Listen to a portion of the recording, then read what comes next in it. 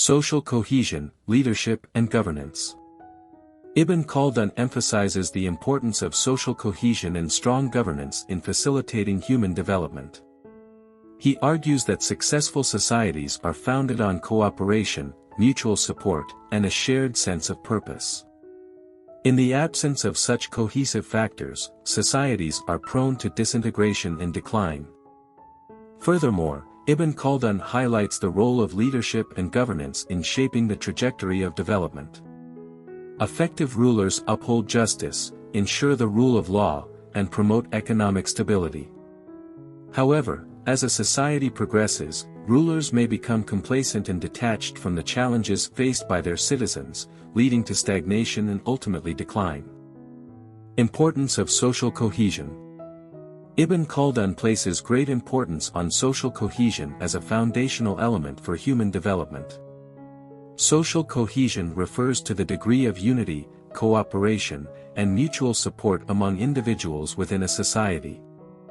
He argues that successful societies are built on strong bonds of community, where individuals work together for the common good and share a collective sense of purpose.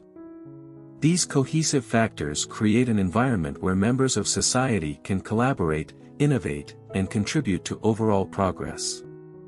Cooperation and shared purpose. Cooperation among individuals within a society is essential for its stability and advancement. Ibn Khaldun believes that when people cooperate and collaborate, they can collectively address challenges, build infrastructure, and create systems that promote well-being. A shared purpose provides a sense of direction and motivation for societal development. In contrast, societies characterized by division, conflict, and lack of cooperation are more vulnerable to internal strife and external threats. Role of governance. Ibn Khaldun underscores the pivotal role of governance in shaping the trajectory of human development. Effective governance entails just and fair leadership that upholds the rule of law, protects individual rights, and ensures social harmony. Leaders who prioritize the well-being of their subjects and provide a framework for justice and security create an environment conducive to growth and progress. Leadership and economic stability. Ibn Khaldun connects strong leadership with economic stability. Effective rulers are responsible for creating an environment that encourages economic growth and minimizes disruptions. By establishing and enforcing economic regulations, leaders can foster a fair marketplace, encourage trade, and stimulate economic innovation. Economic stability, in turn, contributes to overall societal well-being and development. The challenge of complacency. One of the challenges highlighted by Ibn Khaldun is the tendency of rulers to become complacent as societies develop. As societies progress and accumulate wealth and power, rulers may detach themselves from the challenges and concerns of their subjects. This disconnect can lead to a decline in governance quality, where rulers focus on personal luxury and comfort rather than the welfare of the society they govern. This detachment, in turn, weakens social cohesion and paves the way for stagnation and eventual decline. The impact on societal trajectory. The state of social cohesion and the quality of governance are intertwined factors that shape the trajectory of human development. Cohesive societies with effective governance structures tend to flourish and advance, while societies marked by disunity and poor leadership are more prone to stagnation and decline. Ibn Khaldun's analysis underscores the delicate balance between social cohesion, responsible governance, and sustainable progress. In conclusion, Ibn Khaldun's exploration of social cohesion and governance in the Muqaddimah highlights their fundamental roles in facilitating human development. A society's ability to maintain cooperation, shared purpose, and just governance significantly influences its capacity for growth, cultural sophistication, and long-term prosperity.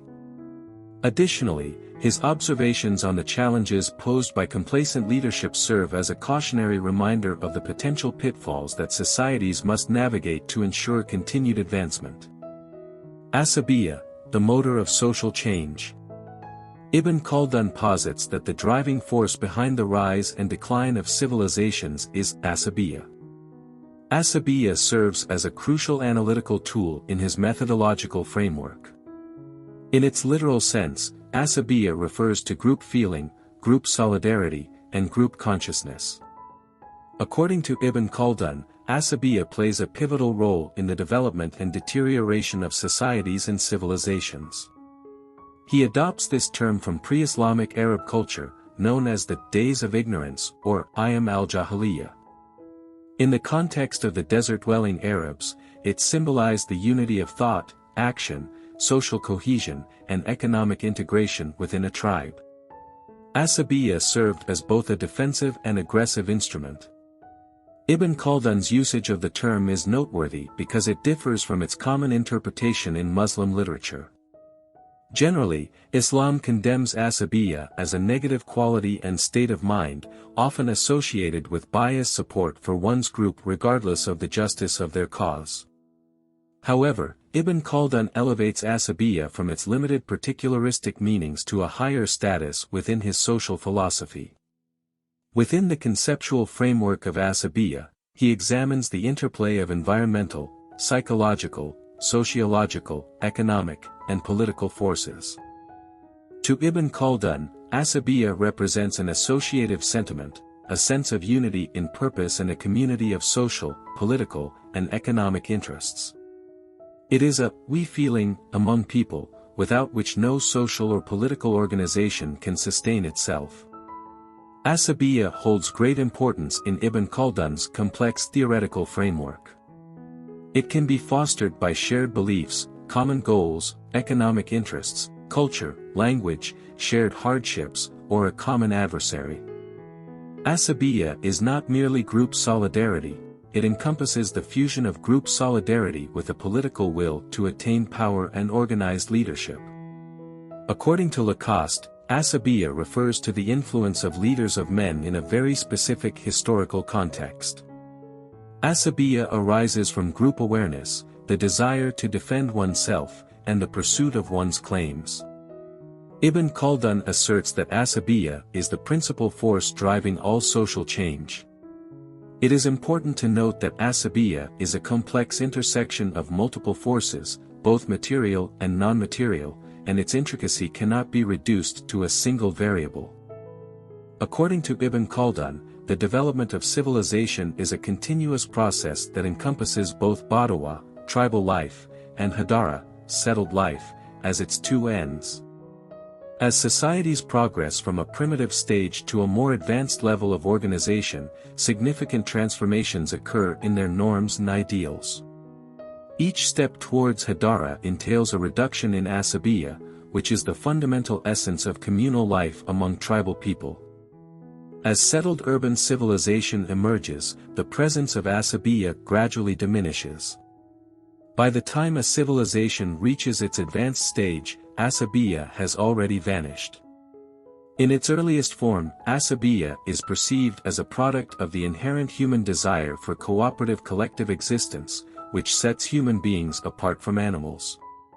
This inclination leads to the formation of a social group, where individuals who identify themselves as part of a particular geographical unit come together based on shared familial ties.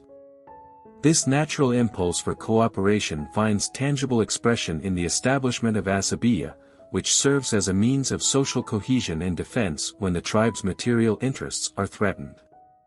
Common ancestry and shared life experiences reinforce one another, fostering the development of social solidarity, asabiya. While common ancestry plays a crucial role in the genesis of asabiya, the sustained interests of the group later become its driving force. According to Ibn Khaldun, asabiya is a significant force and the binding element within society. It is the sense of unity that unites individuals belonging to the same family, tribe, nation, or empire. In its broadest sense, it can be seen as equivalent to the modern concept of patriotism. Asabiya represents the vital energy of states, as they rise and flourish when it is strong and decline as it weakens. Ibn Khaldun also acknowledges religion as another important factor in the formation of asabiya. He recognizes that it can be the sole means of fostering social solidarity. Thus, he asserts that the Arabs are incapable of establishing an empire unless they are inspired by religious enthusiasm brought about by a prophet or a saint. Although Ibn Khaldun does not attribute as much influence to religion as one might expect from a Muslim philosopher of the 14th century, he still acknowledges the significance of ideological forces in the creation of Asabiyya. Asabiyya serves as the binding force within a tribe or group of people. However, as the group size increases, the Asabiyya may gradually weaken over time due to internal conflicts within the ruling family. This leads to diverging loyalties and power struggles for dominance. The subgroup with the strongest sense of solidarity prevails over weaker subgroups and establishes control through coercion and suppression. In essence, a group's strength of Asabiyya determines its ability to rule and dominate other groups. This is natural since, similar to the components of a natural body, a multitude of powers can only form a harmonious whole when hierarchically arranged with an undisputed leader at the top. Ibn Khaldun's perspective on this matter aligns closely with that of Thomas Hobbes, who argued that the state of nature was characterized by internal conflicts among a group of people, and it was only through the emergence of leadership that the war of all against all could be overcome. When a superior level of solidarity emerges within a group, it tends to subjugate weaker solidarities and bring them under control. This results in greater overall solidarity, Asabiyya Kubra, uniting previously conflicting factions and directing their efforts towards fighting and subduing other groups. The process of expansion and unification continues until a point is reached where the newly formed solidarity is capable of conquering another state or establishing new cities. Ibn Khaldun primarily focuses on the institution of the state because it is within politically organized communities that the role of Asabiyya becomes crucial. The existence of a state creates conditions that foster the development of business and economic activities, and the rise and fall of civilization are closely linked to the power of the state. The creation of the state, its stages of development, its various forms, and the causes of its decline constitute the central concerns of Ibn Khaldun's study of culture. The fate of a state or civilization is intimately tied to the factors that strengthen or weaken Asabiyya. Factors that create Asabiyya. 1. Power. Ibn Khaldun asserts that the measure of a community's greatness often lies in the structure of its power. The strength and effectiveness of Asabiyya largely depend on how power is allocated in society and the ability of those in power to mobilize scattered and disjointed group sentiments into a cohesive and action-oriented unit.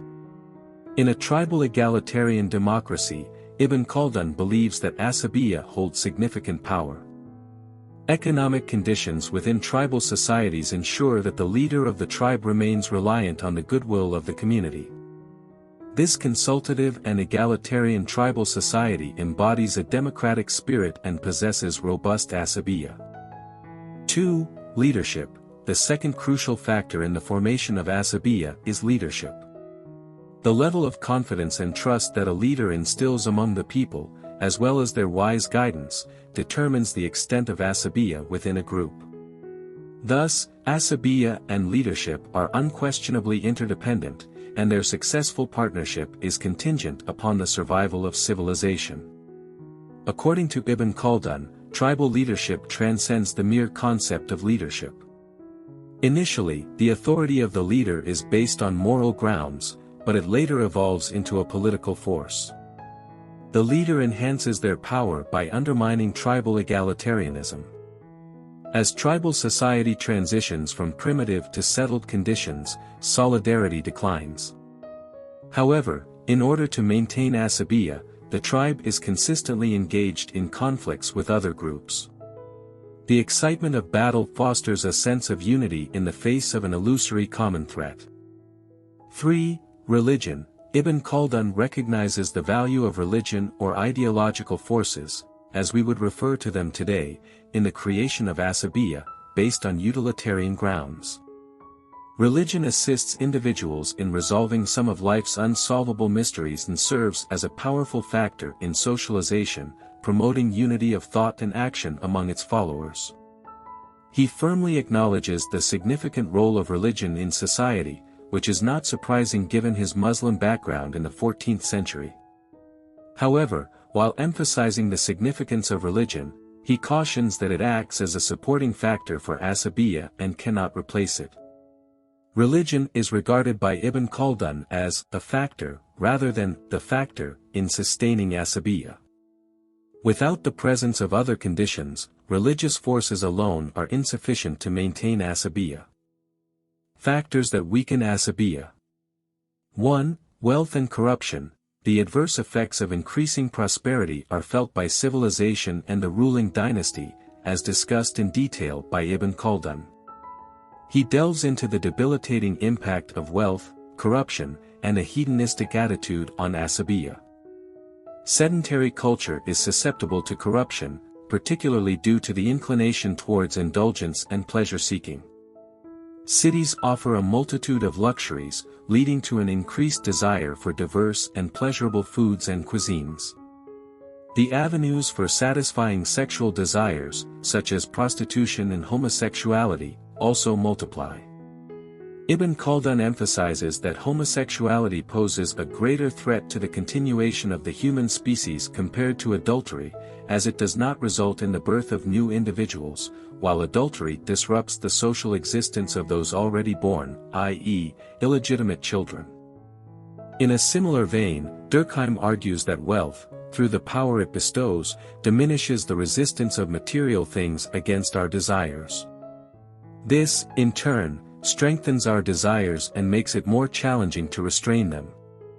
Under such circumstances, moral balance becomes precarious, and it takes only a slight blow to disrupt it. Thus, we can comprehend the nature and origin of the affliction of boundlessness that plagues our era. When a person perceives limitless, unrestricted space ahead, it indicates a loss of the moral barriers that would normally limit their perspective. Ibn Khaldun asserts that wealth itself is not inherently bad. It is the acquisition of wealth through illicit means and its extravagant display that undermines group solidarity. Both Durkheim and Ibn Khaldun observe that with the growth of wealth and urbanization, individualism increases while social solidarity decreases. Individuals focused on seeking ease lose their spirit of resistance, and most are unwilling to sacrifice their lives for their country. Their comfortable lifestyles and passive attitudes signify the lowest point of their asabiya. According to Rosenthal, 3 interconnected factors contribute to this development, hastening the eventual, senile decay, of the dynasty: indulgence in luxury, loss of asabiya, and financial troubles. The ruling group's desire to monopolize power and wealth strains relationships, leading to a fatal estrangement between the dynasty and those whose asabiya supports it. As a result, the ruling group becomes dependent on external military support, which requires financial resources. Moreover, their increasing addiction to lavish habits necessitates more money. To raise the required funds, they burden the populace with higher taxes and seek new sources of revenue. Eventually, the returns from taxation and other revenue schemes reach a point of diminishing returns. A heavily populated metropolis endowed with diverse resources can initially absorb the shocks of monetary and economic injustices. Due to the multitude of conditions and the manifold productivity within a city, any losses may remain concealed, with their consequences only becoming evident over time. Unfair taxes and frequent property attacks diminish the incentive to acquire and possess property. Consequently, people exert less effort in obtaining new assets. The well-being of civilization and business prosperity hinges on productivity and people's endeavors in various pursuits driven by their self-interest and profit. When individuals no longer engage in economic activities to sustain themselves, and when they cease their efforts for gainful endeavors, the foundations of civilization weaken, leading to decay. Unjust imposition of tasks and the imposition of forced labor hasten the destruction of a civilization. This occurs because labor is an integral part of capital. The value derived from labor represents the gain and sustenance of civilized societies. Their efforts and toil serve as means to accumulate capital and generate profit. Labor is their sole avenue for profit. According to Ibn Khaldun, unrestrained appropriation of property engenders inequality among individuals and fuels deep suspicion about prevailing circumstances. The fruits of prosperity and victories are harvested by the ruling dynasty and their associates. This inequitable distribution of wealth erodes the sense of belonging, causing people to become estranged not only from their government but also from their work and labor. They fail to fully reap the rewards of their own labor and hard work, further exacerbating their detachment. 2. Power. Ibn Khaldun asserts that the misuse of power is a prominent factor that undermines asabiya. He likens power to a mind-altering drug, with its abuse exerting an intoxicating influence on those who wield it. Such abuse generates resentment and frustration within a group. When members become disillusioned with leadership, they lose faith in the group's objectives. Power is a blessing when shared, but highly detrimental when monopolized by an individual or a group. When power is employed as a tool of exploitation, it sparks centrifugal tendencies in society. Fierce competition among contenders for power fractures the unity among different segments of the population. These sentiments resonate with Lord Acton's famous quote, "Power tends to corrupt, and absolute power corrupts absolutely." The abuse of power leads people to view it as illegitimate, and in order to sustain this illegitimate power, it becomes an end in itself. The ruling class resorts to fraudulent methods to maintain their authority. Ibn Khaldun describes the impact of power abuse on society, stating, "The corrupting influence of power demoralizes the social system and creates an atmosphere in which asabiya loses its efficacy. The frequent use of power leaves the masses disheartened, leading them towards deceit and treachery. The selfish use of power erodes the strength of asabiya, and over time, society loses its purpose. Decision-making bodies become dominated by cliques rife with intrigue, and the atmosphere of trust fostered by asabiya dissipates. The primary casualty of power abuse is the state, ruling dynasty, and society at large. Similar to an individual, civilization follows a lifespan akin to that of a biological organism, completing its course and eventually fading into oblivion. Within the framework of asabiya, the state undergoes a dynamic process of growth and dissolution, resembling the life cycle of an organism. Ibn Khaldun posits that it is initially tribal egalitarian democracy that establishes state authority, but over time, the authority of the state expands at the expense of tribal asabiya. The contradiction between tribal egalitarianism and the emerging elite weakens the communal structure, leading to the consolidation of state authority.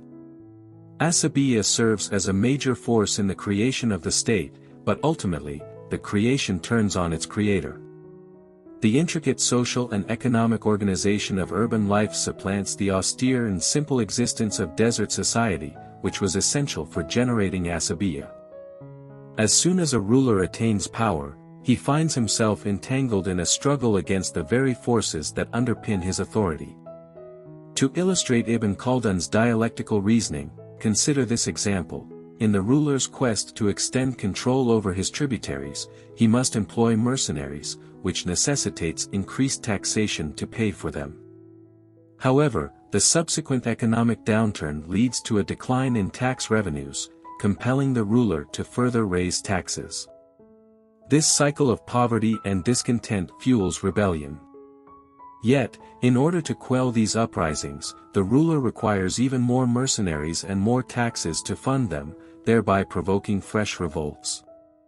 Ibn Khaldun views the examination of the fate of political entities as an exploration of the interconnected and dialectical contradictions that propel their development, transformation, and decline. Undoubtedly, the abuse of power and economic exploitation hold significant roles in his theory of social change. However, Ibn Khaldun also explores a multitude of other factors involved in the process of societal transformation. He delves into the influence of the physical environment on individuals, the structures of primitive and advanced social organizations, intergroup dynamics, the nature of leadership, urban life, and various cultural phenomena, including arts, crafts, and sciences. In essence, he not only advances a bold attempt to identify causal factors in change but also acknowledges the intricate and diverse nature of these factors.